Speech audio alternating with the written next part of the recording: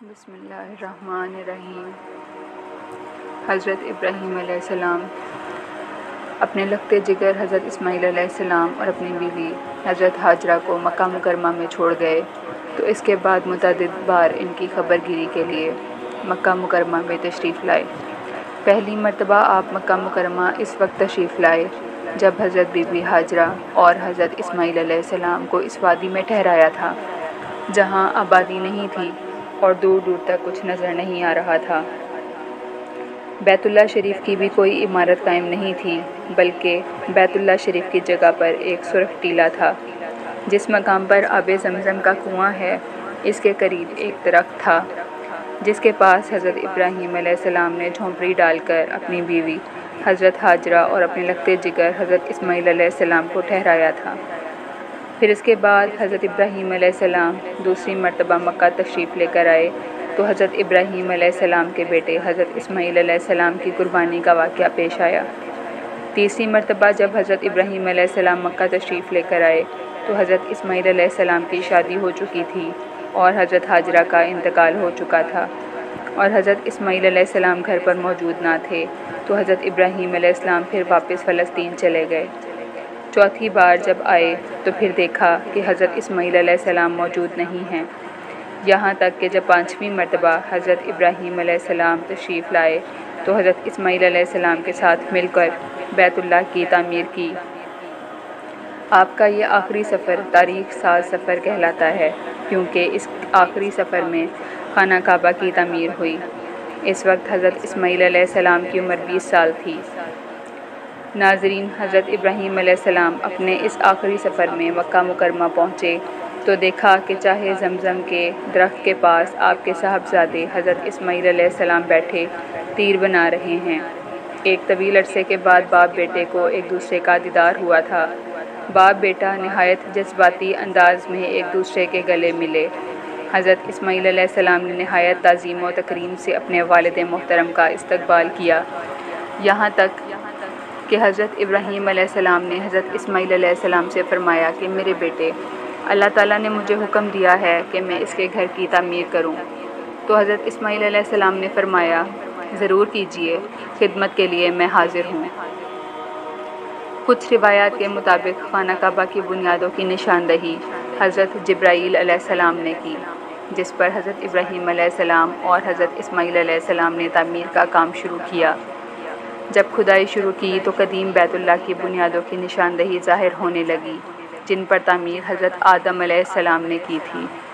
بنیادوں کے ظاہر ہو جانے کے بعد اس پر تعمیر شروع ہوئی۔ حضرت ابراہیم علیہ السلام اپنے اس بڑھاپے میں ایک معمار اور حضرت اسماعیل علیہ السلام ایک مزدور کا کام کرنے لگے۔ کوہ لبنان، کوہ ہرا، کوہ ابو قیف، کوہ صفا اور کوہ مروہ، ان 5 پہاڑوں سے حضرت جبرائیل علیہ السلام پتھر لاتے اور حضرت ابراہیم علیہ السلام کعبے میں لگاتے جاتے اور حضرت اسماعیل علیہ السلام ان کی مدد کرتے۔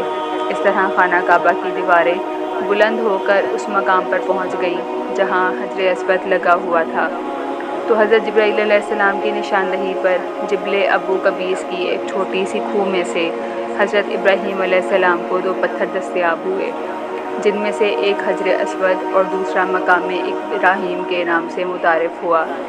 حجر اسود جنت کا ایک پتھر ہے جسے حضرت ابراہیم علیہ السلام نے بیت اللہ شریف کے کونے میں نصب کر دیا، جسے بوسہ دے کر طواف شروع کیا جاتا ہے۔ کعبۃ اللہ شریف کے مسجد کے ایک گوشے میں زمین سے تقریباً 4 فٹ بلندی پر یہ پتھر نصب ہے، جس کے چاروں طرف چاندی کا ایک چوکٹھا بنا ہوا ہے، جس کے بارے میں حضرت ابن عباس رضی اللہ تعالیٰ عنہ سے روایت ہے کہ حضرت محمد صلی اللہ علیہ وآلہ وسلم نے فرمایا کہ جب حجر اسود جنت سے اترا تو دودھ سے بھی زیادہ سفید تھا، پھر انسان کے گناہوں نے اسے سیاہ کر دیا، اور مقام ابراہیم کے پتھر بھی جنت کے یاقوت ہیں جن پر کھڑے ہو کر حضرت ابراہیم علیہ السلام نے خانہ کعبہ کی دیواریں بلند کی۔ اس پتھر کی خصوصیت یہ تھی کہ جس قدر خانہ کعبہ کی دیوار بلند ہوتی جاتی، اسی طرح یہ پتھر بلند ہوتا جاتا، اور اسی پتھر پر کھڑے ہو کر حضرت ابراہیم علیہ السلام نے حج کا اعلان کیا تھا۔ اس پتھر پر حضرت ابراہیم علیہ السلام کے پیروں کے دونوں نشان واضح موجود ہیں۔ اس وقت جو خانہ کعبہ کی تعمیر ہوئی اس پر چھت نہیں تھی، صرف 2 دروازے تھے۔ فی زمانہ خانہ کعبہ کے ایک دروازے کے سامنے شیشے کا ایک خانہ رکھا گیا ہے جس میں چاندی کی طرف سے یہ پتھر ڈھکا ہوا ہے، جس کے بارے میں حضرت عبداللہ ابن عمر رضی اللہ تعالیٰ عنہ فرماتے ہیں کہ میں نے نبی کریم صلی اللہ علیہ وآلہ وسلم سے سنا، آپ صلی اللہ علیہ وآلہ وسلم فرماتے ہیں، حجر اسود اور مقام ابراہیم کے پتھر جنت کے یاقوتوں میں سے یاقوت ہیں۔ اللہ تعالیٰ نے ان کے نور کی روشنی بجھا دی، اور اگر اللہ تعالیٰ یہ نہ بجھاتا تو یہ مشرق سے مغرب تک سب کچھ روشن کر دیتے۔ ناظرین، سب سے پہلی بار خانہ کعبہ کی تعمیر فرشتوں نے کی تھی۔ امام باقر علیہ السلام سے مروی ہے کہ امام زین العابدین سے ایک شخص نے پوچھا کہ سب سے پہلے خانہ کعبہ کا طواف کس نے کیا؟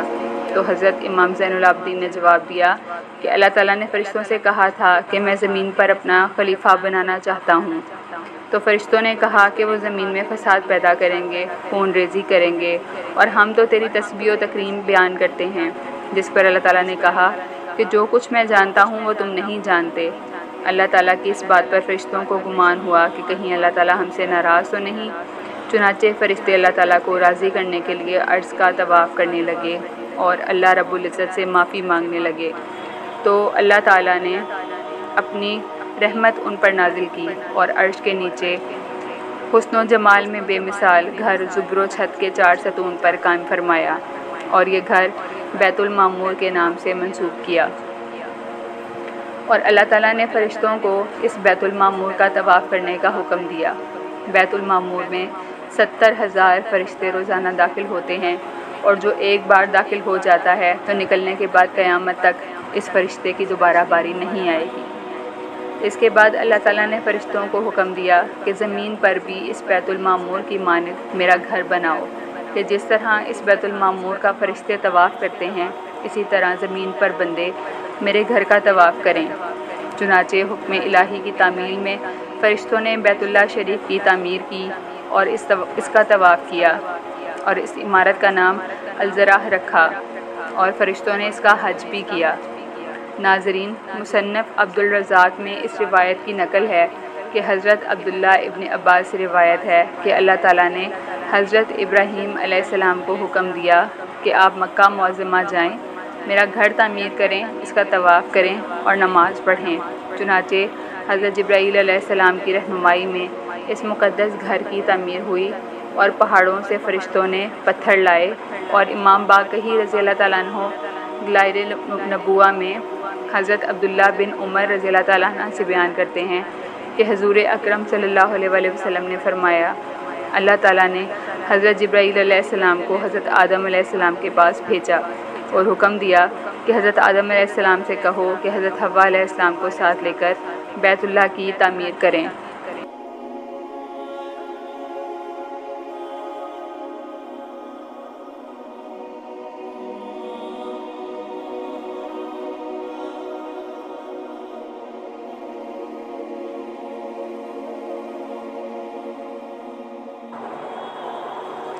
چنانچہ حضرت جبرائیل علیہ السلام نے جگہ بتائی اور حضرت آدم علیہ السلام نے بنیاد صاف کی اور سیدہ حوا مٹی نکالتی جاتی تھی، تو اس طرح سے ان بنیادوں پر بیت اللہ شریف کی تعمیر ہوئی۔ ناظرین، خانہ کعبہ کی تیسری بار تعمیر حضرت شیس علیہ السلام نے کی، جو کہ طوفان نوح تک قائم رہی۔ چوتھی بار حضرت ابراہیم علیہ السلام نے خانہ کعبہ کی تعمیر کی۔ پانچویں بار حضرت ابراہیم علیہ السلام حضرت اسماعیل علیہ السلام کا تعمیر کردہ خانہ کعبہ بارش کی وجہ سے بوسیدہ ہو گیا، تو بنو جرہم نے اس کی تعمیر کی۔ پھر بنو جرہم کی تعمیر کے بعد بیت اللہ شریف کی تعمیر کا شرف قوم عمالقہ کو حاصل ہوا، جیسا کہ حضرت علی علیہ السلام سے مروی ہے۔ ایک حدیث یوں ہے کہ جب حضرت ابراہیم علیہ السلام کی تعمیر کردہ کعبہ کی عمارت منہدم ہو گئی تو بنو جرہم نے اسے از سر نو تعمیر کیا، اور جب بنو جرہم کی تعمیر کردہ عمارت بھی منہدم ہو گئی تو بنو عمالقہ نے اسے بنایا۔ حضرت کسلی بن کلاب حضرت محمد صلی اللہ علیہ وآلہ وسلم کے اجداد میں سے ہیں۔ انہوں نے ہی تقریباً 300 سال سے قائم بنو قصا کے اقتدار کو اکھاڑ پھینکا تھا اور قریش کے تمام قبیلوں کو جمع کر کے اپنی حکومت قائم کر لی تھی۔ کسلی نے بہت سے کارہائے نمایاں سر انجام دیے تھے، انہی میں سے ایک عظیم کارنامہ خانہ کعبہ کی تعمیر ہے۔ ناظرین، جب رسول اللہ صلی اللہ علیہ وسلم کی عمر مبارک 35 سال تھی تو اسی زمانے میں خانہ کعبہ کی اثر نو تعمیر ہوئی۔ جب خانہ کعبہ کی تعمیر مکمل ہو گئی تو حجر اسود کی تنصیب کے معاملے پر حالات خراب ہونے پر جناب رسول صلی اللہ علیہ وسلم نے معاملہ حل فرمایا، جس پر لڑائی ٹل گئی تھی۔ پھر قریش کی جانب سے خانہ کعبہ کی تعمیر کو 1 صدی بھی نہ گزر پائی تھی کہ مشہور صحابی رسول حضرت زبیر رضی اللہ تعالیٰ عنہ کے صاحبزادے حضرت عبداللہ بن زبیر رضی اللہ تعالیٰ عنہ نے بیت اللہ شریف کی اثر نو تعمیر کی۔ انہوں نے قریش کی تعمیر کے طریقے کو ہٹا کر ابنائے ابراہیمی کے طریقے پر خانہ کعبہ کی دوبارہ تعمیر کی۔ پھر خلیفہ عبد المالک بن مروان کا زمانہ آیا تو حجاج نے اسے لکھا کہ عبداللہ بن زبیر نے قریش کی تعمیر کے طریقے سے الگ انداز میں اسے بنوایا تھا، آپ اس بارے میں کیا کہتے ہیں؟ خلیفہ نے حکم دیا کہ کعبہ کی تعمیر کو قریش کے طریقے کے مطابق کر دیا جائے۔ چنانچہ حجاج بن یوسف نے ایسا ہی کیا اور قریش کے طرز پر خانہ کعبہ کی تعمیر شروع کر دی اور خانہ کعبہ کے دروازے پر سونے کا کام کروایا۔ تاریخ اسلام میں عبداللہ بن عبد المالک وہ شخص ہے جس نے تاریخ میں سب سے پہلے خانہ کعبہ میں سونے کا کام کروایا تھا۔ پھر جب خلیفہ ہارون الرشید مسند خلافت پر بیٹھا تو حجاج بن یوسف کے تعمیر کردہ کعبہ کو منہدم کروا کر عبداللہ بن زبیر کی تعمیر کے طرز پر خانہ کعبہ کو تعمیر کروانا چاہا، مگر امام حضرت ابو یوسف نے اس کی اجازت نہ دی اور فرمایا کہ اس عظیم گھر کی بار بار تعمیر سے لوگوں کے دلوں میں اس کی عظمت اور تکریم نکل جائے گی اور یہ بادشاہوں کے ہاتھوں کھلونا بن جائے گا، اور ہر آنے والا بادشاہ اپنی نام و نامود کے لیے اور اپنی شہرت کے لیے پہلی بنائی گئی عمارت کو گرا کر نئی طرز پر عمارت بنانے کی روایت ڈالے گا، لہٰذا خلیفہ نے اپنا ارادہ ترک کر دیا۔ ناظرین، حجاج بن یوسف کے تعمیر کردہ خانہ کعبہ کے 1000 سال بعد مکہ میں شدید بارش ہوئی اور اولے بھی گرے، جس کے باعث خانہ کعبہ کے ارد گرد سیلاب کی سی صورتحال پیدا ہو گئی۔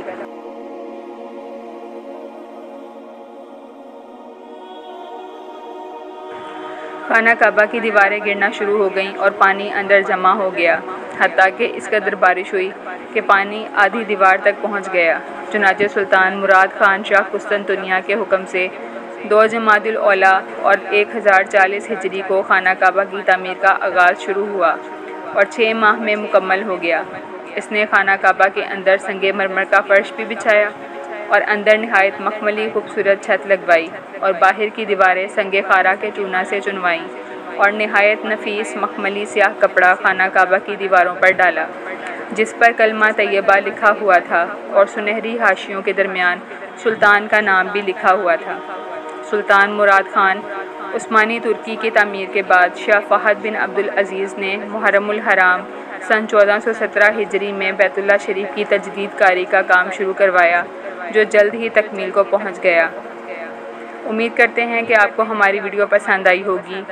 اگر پسند آئے تو ضرور لائک کیجئے، شیئر کیجئے اور چینل کو سبسکرائب کیجئے۔